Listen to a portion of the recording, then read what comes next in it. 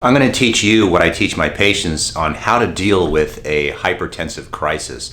This is something that can be caused emotionally, it can be caused chemically, but this works the majority of the time. Now, it doesn't work for everyone, nothing does. But I hope this is going to give you some great value, because I think that when people get nervous, they have white coat syndrome, their blood pressure goes up, it can be very disheartening because you don't feel as though you have any control over it. Now, at the end of the video, I'll discuss some common questions that people have in regard to this and concerns. So here we go. It's very, very simple. You just breathe in through your nose and out through your mouth. And you're going to do it in such a way that you take a super deep breath in. Imagine you're a child and you're about to dive into the deep end of a pool and stay under the water for a long time. You're going to try to see how long you could stay underneath water. So you're going to take a deep breath in, but you're going to take a forced breath in such a way that you try to get as much air into your lungs. And hang tight with me, because I'll talk about some problems with this. But it looks like this. It's very simple.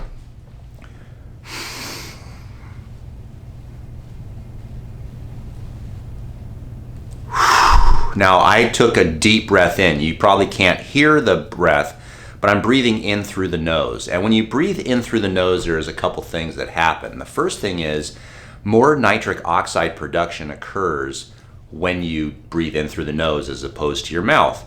And the reason why is because we have sensory organs in our nasal passageways that cause our body to produce this gas. Now, if you're not familiar with nitric oxide is a gas that our body actually makes on its own. It's not nitrous oxide, it's nitric oxide, and our body produces it in the endothelial tissue inside our arteries mainly. It allows our blood vessels to open and widen, and when the blood vessels open and widen, our blood pressure goes down. This is the mechanism by how this style of breathing works. So when you breathe in through your nose, that's very important. Now, some people will say that you should exhale through the nose. That has less importance, but you can certainly do it. I find with patients over the years that it's much easier to just let them breathe out through the mouth. We're talking marginal gains here. But you breathe in through the nose,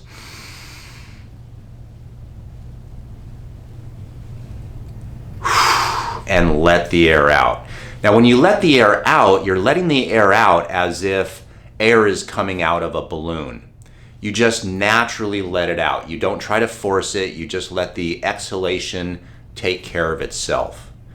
When you inhale, you're not just doing belly breathing, but you're doing chest breathing as well. Now, I know a lot of people that do yoga get very upset when you say you should breathe in through your chest, but you're trying to expand your lungs as much as possible. When you expand your lungs, there are muscles in between your ribs that you're exercising. And many people do not get any exercise in those muscles. Those are called intercostal muscles. And when you fully inflate your chest, you're expanding your lungs to their maximum capacity. So this is an exercise for your lungs. In addition to this, the second mechanism by which this lowers blood pressure is to stimulate the parasympathetic nervous system. Now, there are two types of nervous systems, autonomic nervous systems. There's the sympathetic, which is the fight or flight, which makes us have energy. It secretes adrenaline. If you're running from a tiger, for example, I don't know why you would be running from a tiger here in California. Let's do a mountain lion, because that does happen, actually, about 10 miles from where I live. Actually, last year, there was a mountain lion, a huge one, that came right into right next to our building. You could see it outside our window. Anyway, I lost track of where I was there. But it stimulates your parasympathetic nervous system. And the parasympathetic nervous system is what's called the rest and digest. So if you have trouble digesting food, if you have trouble going to sleep at night, the parasympathetic nervous system is the one that relaxes you. So this type of breathing has a very relaxing effect on our nervous system. So if you have a breathing system that stimulates nitric oxide, Number two, it stimulates the parasympathetic nervous system. It's going to lower your blood pressure. So what I would encourage you to do is check your blood pressure before, do this breathing style, and then check your blood pressure afterwards and see if you notice a difference. Now, which number you're going to notice is probably going to be the first number, which is more receptive to the stresses that we feel in our body. Now, let's go over some questions. How long should you do this for? The answer is about 5 minutes. I find that when you do this really slowly, you take a deep breath in and you let the air out, it takes about 5 minutes to have an effect. That's about 30 repetitions of breathing. For some people it's 28, for some people it's 32, but ultimately about 30 repetitions of this breathing. So in through the nose, out through the mouth, 30 times, or approximately 5 minutes. I find personally that it's much easier to just set a timer on your watch or your phone and just set it for 5 minutes and just stay calm and cool, be like the fawns, and just do it for 5 minutes, and when the buzzer goes off, you're done, instead of counting. Counting sometimes stresses people out. Another question that people have is, well, isn't this hyperventilation? The answer is no. You're breathing slow, you're breathing deeply, and you're doing it in a relaxed fashion. Hyperventilation is a rapid, shallow type of breathing.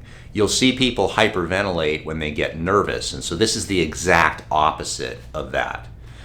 The third question would be, how often do you do this? And the answer is at least once a day. I personally find that it's helpful in the beginning of the day to kind of chill out and make sure I'm relaxed for the first patient that comes into my office. But you can do this at nighttime too. I've done it at nighttime before you go to bed. It's very helpful because, not from a blood pressure point of view, but from a parasympathetic point of view, because if you're one of those people that has a difficult time falling asleep, then this type of breathing may benefit you. The fourth question is, well, wait a minute, I've heard of box breathing, 4-7-8 breathing, you're not supposed to breathe with your chest, that type of thing. The answer is there's many different types of breathing techniques. I just have tried all of them and taught patients how to do them, and I've found that the easiest way to train them is this method right here that I learned from the Wim Hof dude. And it's very, very easy to teach. It's not overly complicated. Some people are numbers people, so they like the 4-7-8 method. Holding your breath for a period of time, some people find difficult. So this is just the easiest style. The fifth one is, well, I can't take a deep breath in, or I have nasal problems. Or another one is people cough. This is a sign that you absolutely need it. If you're having trouble where you inhale and every time you do it you're coughing, that means very likely your lungs have not expanded deeply in many, many years, probably decades. And so this is simply exercise. It would be like going into the gym the first time and lifting a 5-pound dumbbell and getting sore. But you need to do this, or at least I tell my patients that they need to do this. This typically happens with older patients that may not have exercised in literally decades.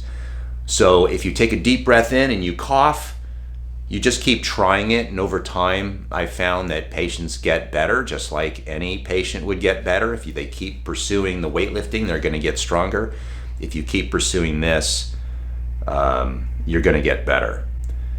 The next question is one, well, if it lowers my blood pressure, how long do the results last?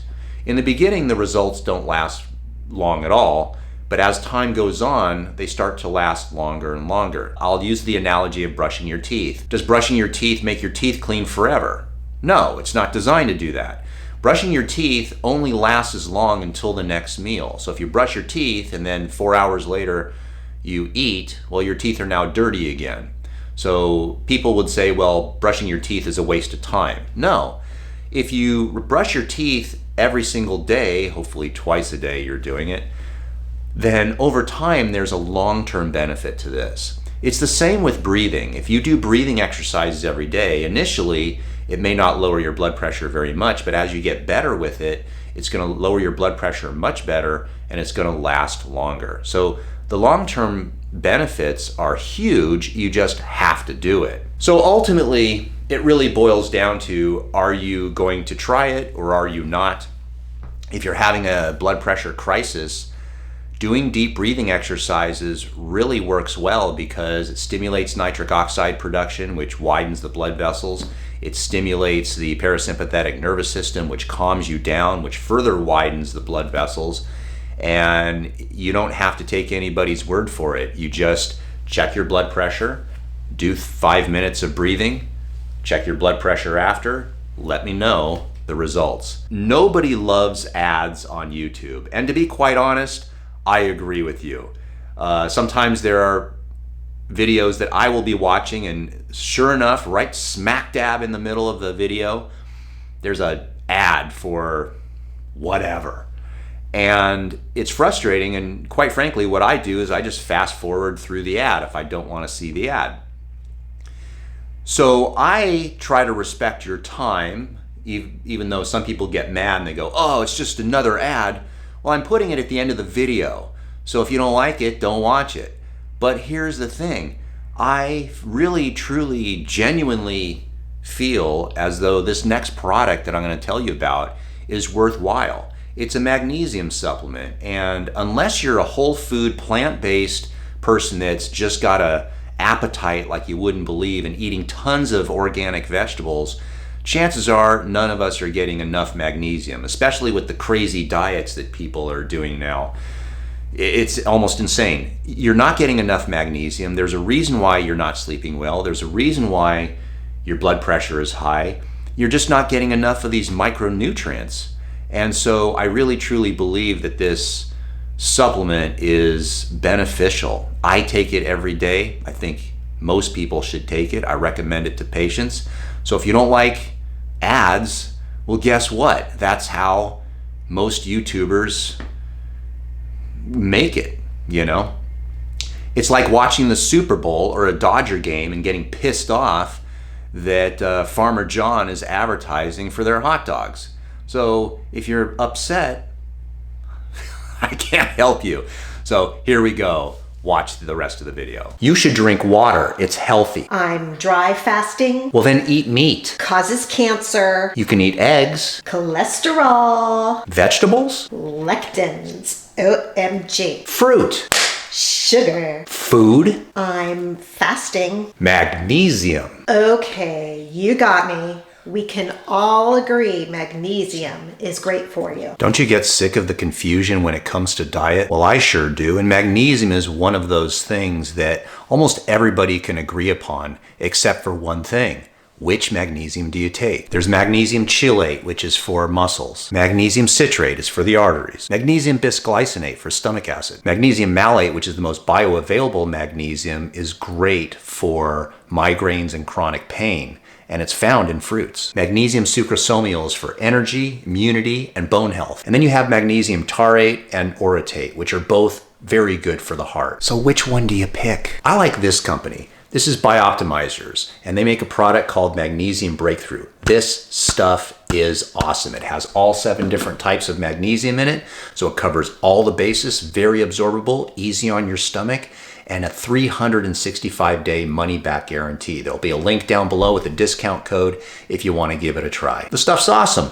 No controversy. Seed oils.